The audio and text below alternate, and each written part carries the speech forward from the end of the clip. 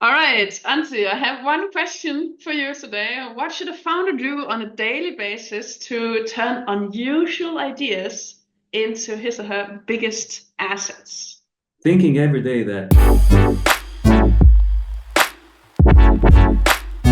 thinking every day that better is possible. All right, so that's the basis for everything. Our philosophy at Optimist is that better is possible. So we challenge always the solutions and the ideas which are mediocre and see how is it possible. And this is not only creating concepts, creating brands, or creating communication, but also in everyday work. So how can we do better job at people's mental health or well-being, or how can we do better job at selling the ideas to the clients, or how can we do better job at whatever comes to mind in everyday life, mostly with our work, of course.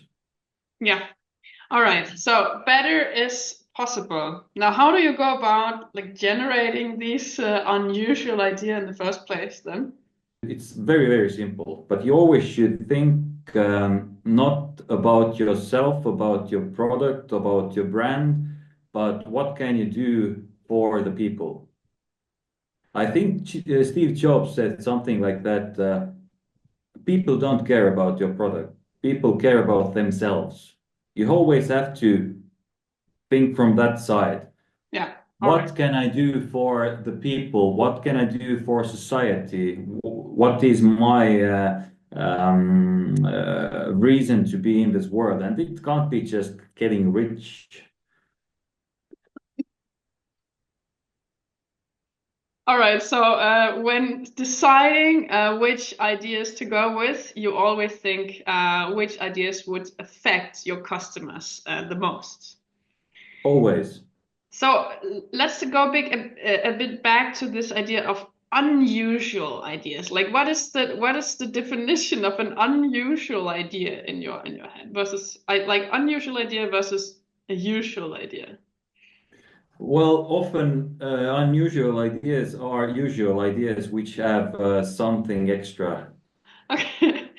As you know, the saying, there's nothing new in the world. So sometimes it is like that. If I tell you exactly where to find unusual ideas, then this place would be overcrowded. Well, it's a lot of work. It's not easy, but I think the first thing is that you have to be willing to put time and effort and work hard on it. Yeah, of course. Many people make this mistake that if they try to make something, some kind of product, or it could be a communication or advertising campaign, people start to think as they are not part of the people, like somewhere in different level. But you need to think that what moves you, basically. And people all over the world are the same. Everybody wants to be loved. Everybody wants to have a good meal. Everybody wants to have good sex. That drives everybody. We have cultural differences, but beneath the skin, we kind of need the same stuff. It all comes down to brief. You have to have a good brief, and then you can simplify the brief. And it works in PR and advertising, but also in business. For example, I had a chance to go to a training which was done by Google. It was 10 years ago, I think, and I still use one of the methods. Really, really, really simple. It's get to buy method. It comes from business sector, but it works brilliantly in creating ideas. So the first step is get whom do you want to talk to, or who do you want to move. Two, what do you want them to do? And by what do you do to make them do that what you want them to do? So you can simplify it, and basically you can create even like one sentence, a really condensed brief. And if you are able to write it in a little bit more inspiring way, it becomes a sexy brief. and it's inspiring, and it contains all the information you need. And that's what can simplify the briefs or the really, really, really heavy, long, and difficult documents into one sentence. Like get to buy, and we use it really, really effectively. Like almost every time when we have a bigger task, then we have like the right foundation, the right basis where to go from. Because if you don't have exactly the right basis, then sometimes what happens is you start to create very different, very cool ideas, but they are not correct ideas. Yeah, and that they're not fitting And to the company. yes, exactly. They might not fit for the brand. They not might not fit for the service or product. For example, in advertising, you can get like awards for the idea, but our goal is to sell the product, the idea, or service Yeah. So what I'm most hearing you say is effectively. it's not enough to think, oh, I need to come up with an idea, I need to come up with an unusual idea. That's not the point. The point is, what is the business? Who Hmm. does it serve? What does it want to do?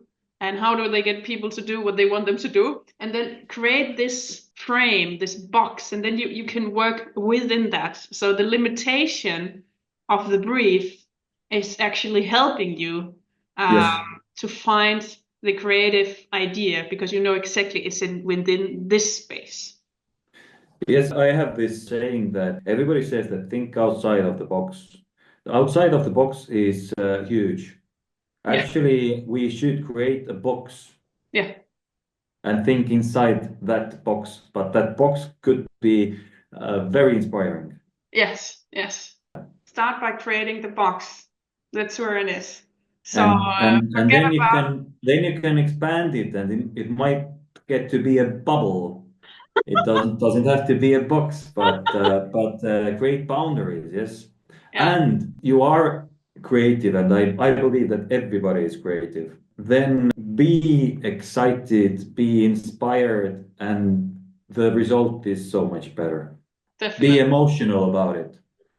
Be emotional. All right. Love it.